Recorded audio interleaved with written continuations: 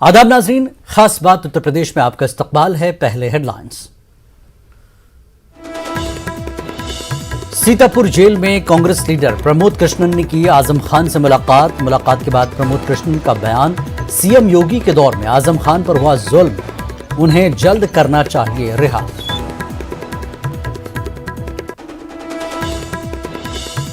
Ghaziabad Luni BJP रुकने assembly की मनमानी, रानिका सिटी में एचडीएफसी बैंक में लगवा दिया ताला। बैंक मैनेजर ने कहा, पीएम मोदी के कर्ज स्कीम का फायदा सिर्फ गरीबों के लिए है, सभी को नहीं दिया जा सकता।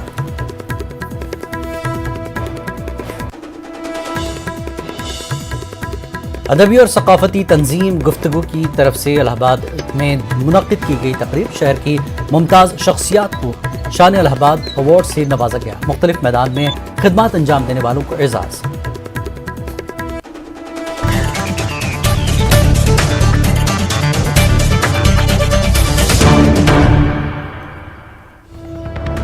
इस वक्त की आगरा से बड़ी खबर। आगरा इंजीनियरिंग कॉलेज से गिरफ्तार 3 कश्मीरी तलबा की रिहाई।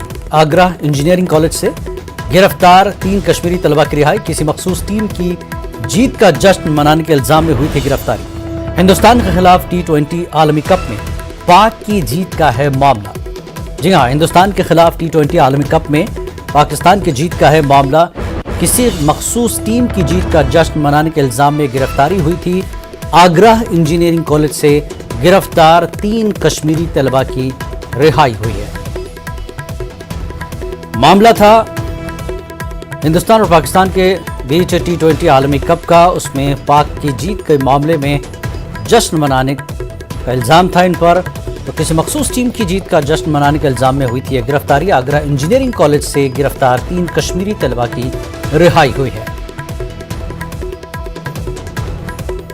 हिंदुस्तान के खिलाफ T20 आलमी कप में पाक की जीत का ये मामला है और किसी मखसूस टीम की जीत का जश्न मनाने के इल्जाम में ये गिरफ्तारी हुई थी, जिसमें आज रिहाई हुई है। आगरा इंजीनियरिंग कॉलेज से गिरफ्तार 3 कश्मीरी तलबा की रिहाई हुई है। और आगे बढ़ते हैं। कांग्रेस लीडर प्रमोद कृष्णन आजम खान से मुलाकात करने सीतापुर जेल पहुंचे।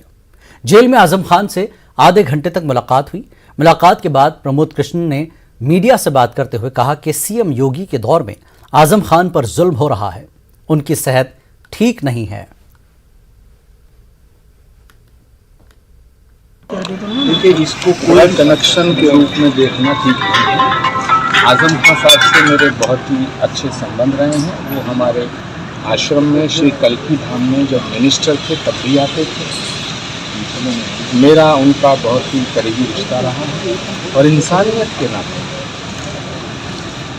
मानवता के नाते जी मैं आज उनसे मिलने आया।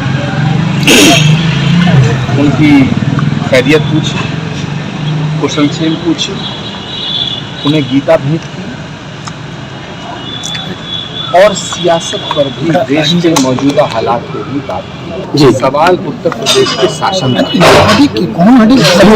आजम खान को बकरी चोरी में, मुर्गा चोरी में, शराब की बोतल की चोरी में अगर इस तरह अंदर रखा गया है तो ये इंसानियत के खिलाफ, मानवता के खिलाफ।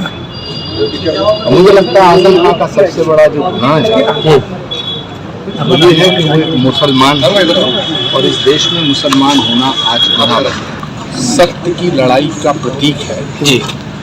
उन्होंने उसे स्वीकार किया जी। उन्होंने ये भी कहा कि मेरे पास पहले भी गीता और रामायण थी जी, लेकिन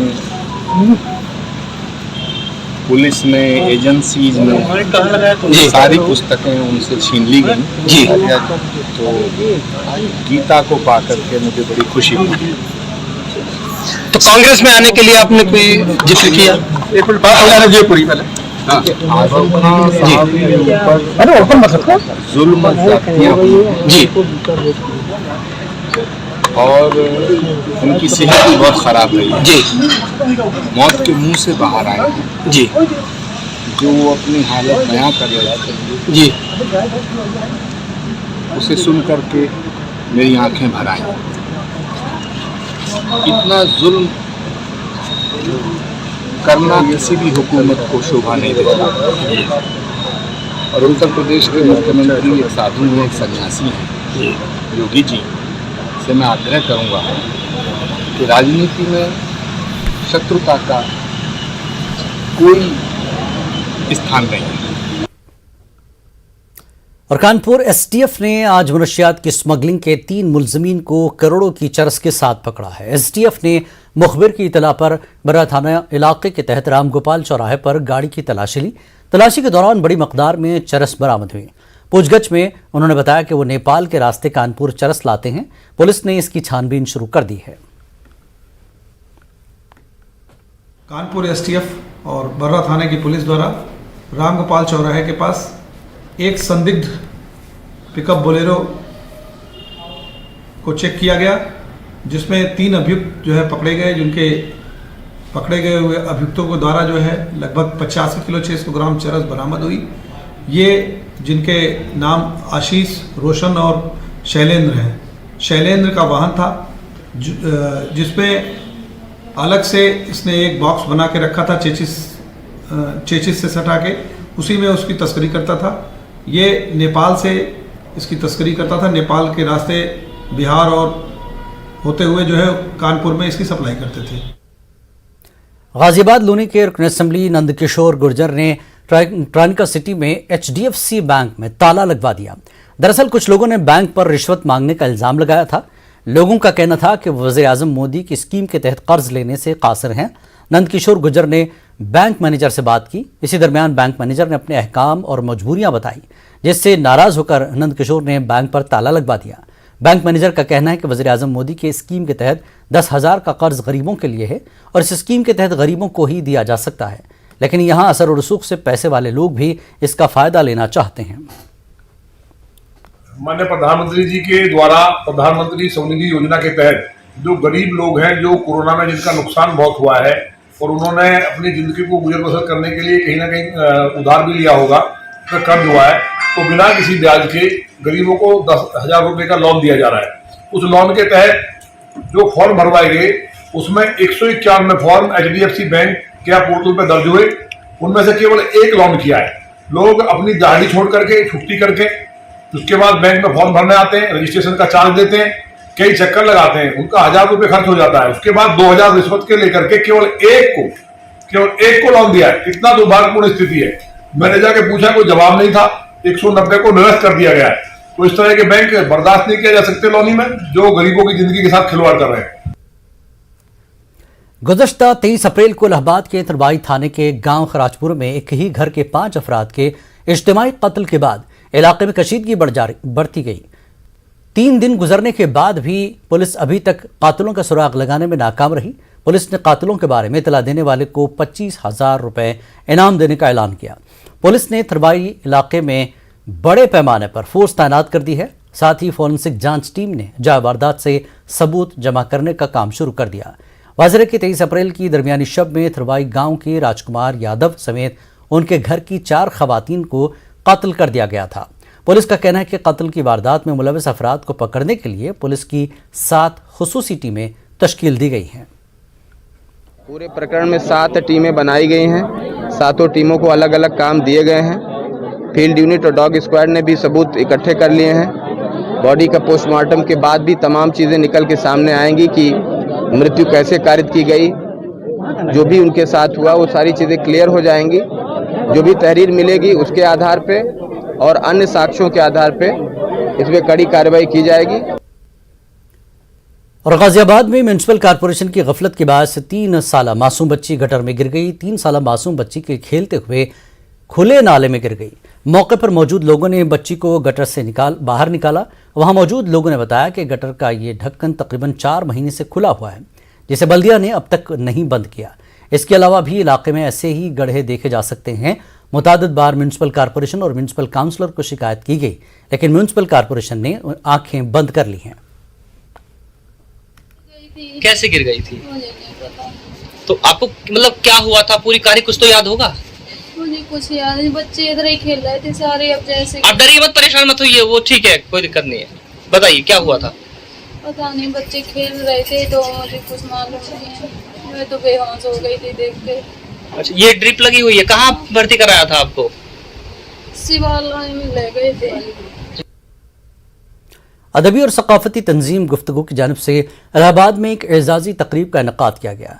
शहर के कदीम अदबी इदारे हिंदुस्तानी अकादमी में मुनक्किद होने वाले इस तकरीब में समाज में नुमाया खदमात अंजाम देने वाली सरकर्दा शख्सियात को शान इलाहाबाद अवार्ड से नवाजा गया। एजाजी तकरीब में तिब्ब यूनानी में गैर मामूली खदमात अंजाम देने वाले हकीम रशादुल इस्लाम को शान इलाहाबाद से नवाजा गया। इसके अलावा शायर यश मालवी, हिंदी अदीब डॉक्टर रवि नंदन और अनीता गोपेश को भी शान इलाहाबाद अवार्ड पेश किया गया। इस मौके पर रिसाला गुफ्तगू के हिंदी शुमारे की रस्म इजरा भी अमल में आई।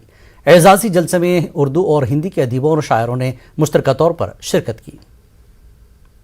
गुफ्तगू मैगज़ीन हर साल 5 से 7 आदमियों को शान इलाहाबाद उनके काम करने, किसी भी लाइन में काम किया उस पर अवार्ड देती है। तो वो प्रोग्राम इसी में शामिल कर दिया हम लोगों ने जी। उसी तरह हमको शान इलाहाबाद आयुर्वेदिक या यूनानी पे जो हमने काम किया है, कुछ हमारा लिटरेरी काम भी होता है, वो हमको सम्मान मिला है। अशोक स्नेही जी की रचनाओं की जो किताब छपी है, मैं भी सूरज होता, उस किताब का विमोचन हुआ और गुफ्तगू की त्रैमासिक पत्रिका का जो नया अंक आया है उसका भी विमोचन हुआ। और गुफ्तगू की तरफ से हर वर्ष इलाहाबाद शहर के अलग अलग क्षेत्र में उल्लेखनीय कार्य करने वाले 7 लोगों को, 7 विभूतियों को शान इलाहाबाद देकर सम्मानित किया गया। रमज़ान के महीने के बाद भी बाज़ारों में सेवई की मांग बरकरार रहती है, लेकिन जैसे जैसे ईद करीब आती है सेवई की मांग और भी बढ़ जाती है।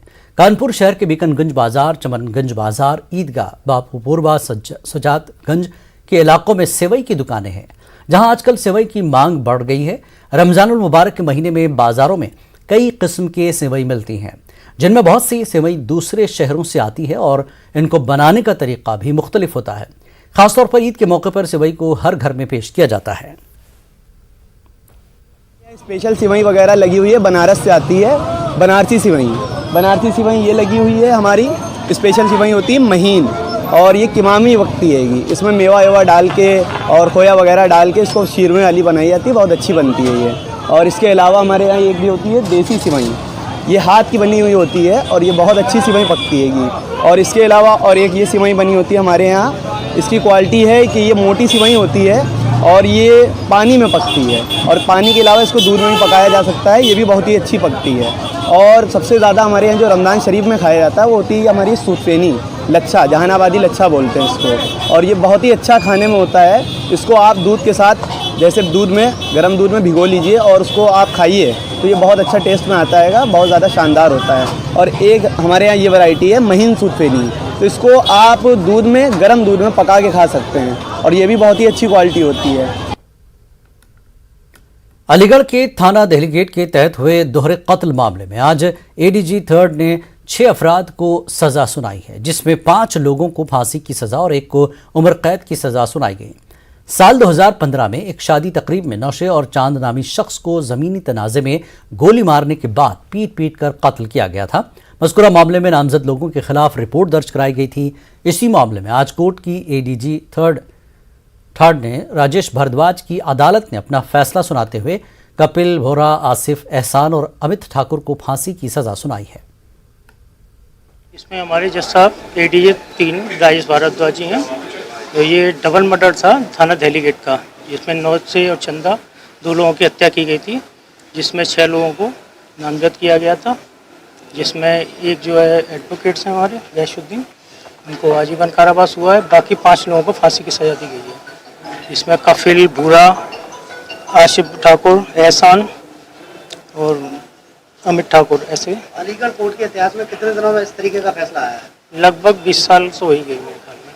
कितने लोगों को फांसी बताई? इसमें 5 लोगों को फांसी हुई है और 1 को आजीवन कारावास। अलीगढ़ शहर में गुज़श्ता दिनों पैदा हुए फर्का वाराना कशीदगी के बाद अब पुलिस भी पूरी तरह मुस्तैद नजर आ रही है। आज एसपी सिटी कुलदीप सिंह गुनावत की क़यादत में शहर के सर्कल ऑफिसर के साथ पुलिस ने दंगा रोकथाम के लिए रिहर्सल किया और इस दौरान पुलिस ने बाकायदा वही सब कुछ किया जो शहर में अचानक दंगा हो जाने पर किया जाता है। पुलिस की कई टुकड़ियों ने पैदल गश्त करते हुए आवाम को एहसास दिलाया कि वो उनकी हिफाजत में हमा वक्त मौजूद है। गौरतलब है कि अलीगढ़ शहर में गुज़श्ता दिनों कई जगहों पर फ़र्क़ वाराना कशीदगी पैदा हुई थी, जिसके बाद अब पुलिस मज़ीद मुस्तहरिक नज़र आ रही है।